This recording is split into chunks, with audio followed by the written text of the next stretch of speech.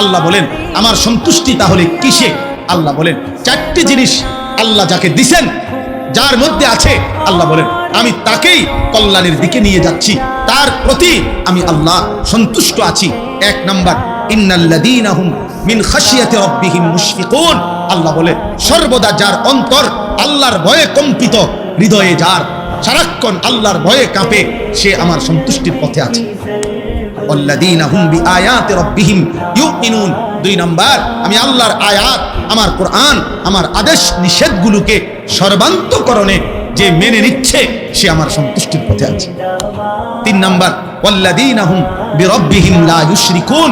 যারা কোনো অবস্থাতেই কোনোভাবে আমি আল্লাহর সাথে শিরিক করে না, শিরিক থেকে মুক্ত যারা, তারা আমার সন্তুষ্টির পথে আছে। চার নাম্বার, ওয়াল্লাযীনা ইউতুনা মা আতাউ।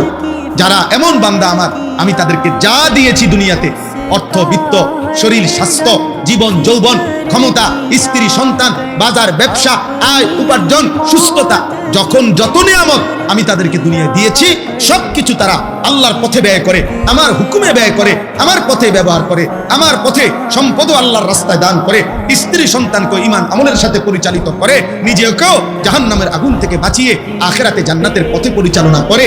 আল্লাহ বলেন এই মানুষগুলো, যার এই চারটা, এক নাম্বার হৃদয়ে যার আল্লাহর ভয়, দুই যে আল্লাহর আদেশ নিষেধ মেনে নিচ্ছে, তিন আল্লাহর সাথে যে শিরিক করে না, চার আল্লাহর দেওয়া সকল নিয়ামত যে আল্লাহর পথে ব্যয় করে। আল্লাহ বলেন সাথে সাথে অন্তরে অন্তরে সে সর্বদা এই ভয় পায় যে আমার আল্লাহর সামনে যেতে হবে, আল্লাহর কাছে ফিরতে হবে, আখিরাতেই ফয়সালা হবে, আমার আল্লাহ আমার উপরে সন্তুষ্ট কিনা, আমারে মাফ করলেন কিনা, আমারে জাহান্নাম থেকে মুক্তি দিলেন কিনা, এই চিন্তায় চিন্তায় রাত কাটায়, দিন কাটায়। উলাইকা ইউসারিউনা ফিল খায়রাত। আল্লাহ বলেন আমার এই বান্দারাই কল্যাণের পথে দ্রুত গতিতে এগিয়ে যাচ্ছে। অহুম লাহা সাবিকুন। তারা জান্নাতের পথে অগ্রগামী, তারা জান্নাতের দরজার কাছেই চলে গেছে।